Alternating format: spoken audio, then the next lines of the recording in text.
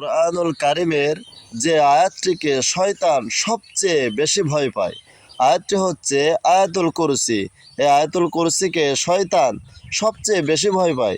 রসুল করিম সাল্লাল্লাহু আলাইহি ওয়াসাল্লাম বলেছেন, যে ব্যক্তি আয়াতুল কুরসি ঘুমানোর পূর্বে একবার পাঠ করে ঘুমাবে, আল্লাহ রসুল সাল্লাল্লাহু আলাইহি সাল্লাম বলেন, ওই ব্যক্তির জন্য আল্লাহ তাআলা একজন ফেরেশতা সকাল পর্যন্ত নিয়োজিত করে দেন, আর তার ফলে যত প্রকারের শয়তানের ক্ষতি আছে সেই শয়তানের ক্ষতি থেকে আল্লাহর রহমতে সে হেফাজতে থাকে।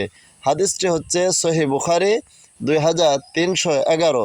আরও একটি হাদিসের ভিতরে আছে, যে ব্যক্তি আয়াতুল কুরসি প্রত্যেক ফরজ নামাজের পরে আদায় করবে, আল্লাহ রসুল সাল্লাল্লাহু আলাইহি ওয়াসাল্লাম বলেছেন, ওই ব্যক্তি মৃত্যুর পরেই সে জান্নাতে চলে যাবে। সুবহানাল্লাহ।